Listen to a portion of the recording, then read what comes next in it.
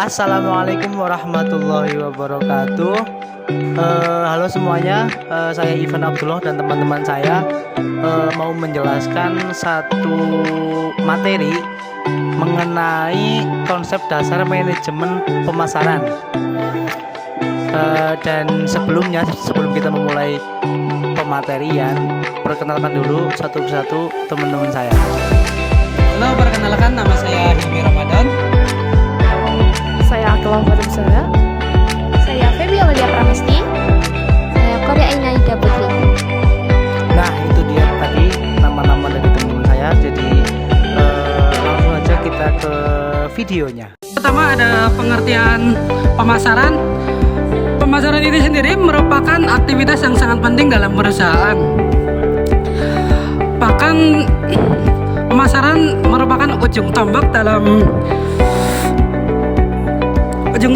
keberhasilan perusahaan dalam menyumbangkan laba melalui aktivitas penjualan barang dan jasa yang dihasilkan oleh perusahaan. Pemasaran dalam bahasa Inggris yaitu marketing adalah proses penyusunan komunikasi terpadu yang bertujuan untuk memberikan informasi mengenai barang atau jasa dalam kaitannya dengan memuaskan kebutuhan dan keinginan manusia. Selanjutnya ada filosofi manajemen pemasaran adalah falsafah yang mencapai keinginan untuk pertukaran yang didambakan dalam pasar. Ada 5 filosofi manajemen pemasaran. Yang pertama, konsep produksi. Konsep produksi adalah untuk konsumen akan menyukai produk yang harganya terjangkau. Yang kedua, konsep produk, bahwa konsumen akan menyukai produk yang bermutu dan berkualitas. Yang ketiga, ada konsep penjualan, bahwa konsumen akan membeli produk yang cukup terkecuali organisasi mengusahakan penjualan dalam promosi yang berskala besar. Yang keempat, konsep pemasaran. Manajemen akan tergantung pada kebutuhan dan keinginan pasar sasaran. Yang kelima, konsep pemasaran. Falsafah bahwa organisasi harus menentukan kebutuhan dan keinginan minat pasar. Ada 3 faktor yang mempengaruhi, yaitu laba perusahaan, pemuas keinginan konsumen, dan kepentingan publik. Selanjutnya yaitu ada penempatan pasar, yaitu perusahaan yang baru harus mampu melakukan identifikasi posisi pesaing yang ada sebelum menentukan penempatannya sendiri. Kotler 1992 menerangkan ada 2 pilihan, yaitu yang pertama ada menempatkan diri di sebelah salah satu pesaing yang ada dan berjuang untuk mendapatkan bagian pasar. Yang kedua ada mengembangkan sebuah produk yang hari ini belum pernah ditawarkan pada pasar lain. Selanjutnya ada perencanaan pemasaran, yaitu aktivitas pemasaran atau marketing yang dilakukan sebuah perusahaan penting untuk dikoordinasikan dan diarahkan untuk mencapai tujuan perusahaan umumnya dan tujuan bidang pemasaran khususnya. Selanjutnya yaitu ada fungsi penunjang, yaitu dalam hal ini terbagi menjadi 2. Yang pertama ada fungsi pembelanjaan, bertujuan untuk menyediakan dana dan melayani penjualan, kredit, ataupun untuk melaksanakan fungsi pemasaran yang lain. Yang kedua ada fungsi penanggulangan resiko, seperti menanggung resiko kerugian perusahaan, merupakan kegiatan yang selalu ada dalam semua kegiatan bisnis. Selanjutnya ada konsep inti pemasaran. Menurut Kotler dan Armstrong terdapat 5 konsep inti pemasaran. Yang pertama yaitu kebutuhan, keinginan, dan permintaan. Ketiganya saling berkaitan erat. Dengan adanya kebutuhan akan memunculkan sebuah keinginan yang menyebabkan timbulnya sebuah permintaan. Yang kedua ada penawaran pasar. Nah, penawaran pasar adalah kombinasi dari produk, pelayanan, informasi, dan komunikasi yang ditawarkan oleh pasar untuk memenuhi kebutuhan keinginan manusia. Nah, yang ketiga ada nilai pelanggan dan kepuasan.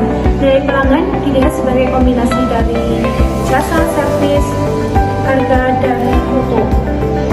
Nah, yang keempat ada pertukaran dan hubungan. Pertukaran adalah tindakan untuk memperoleh suatu objek yang diinginkan dari seseorang dengan menawarkan sesuatu sebagai imbalan. Dalam pemasaran juga membangun sebuah hubungan melalui transaksi dengan target pembeli, pemasok, penyalur, dan lain sebagainya. Nah, yang kelima yaitu ada pasar atau market, yaitu tempat bertemunya penjual dan pembeli untuk melakukan transaksi jual beli barang atau jasa. Oke, untuk yang selanjutnya ada pengertian manajemen pemasaran.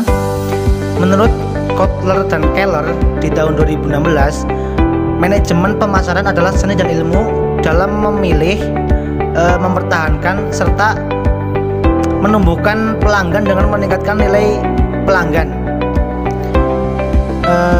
Manajemen pemasaran terjadi ketika setidaknya satu pihak berusaha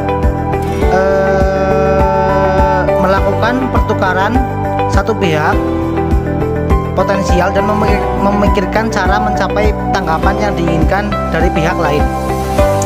Nah, buat kalian yang belum tahu Kotler dan Keller, mereka adalah nama panjang mereka adalah Philip Kotler dan Kevin Lane Keller, yaitu mereka itu orang atau pakar pemasaran yang telah menulis beberapa buku dan artikel mengenai pemasaran.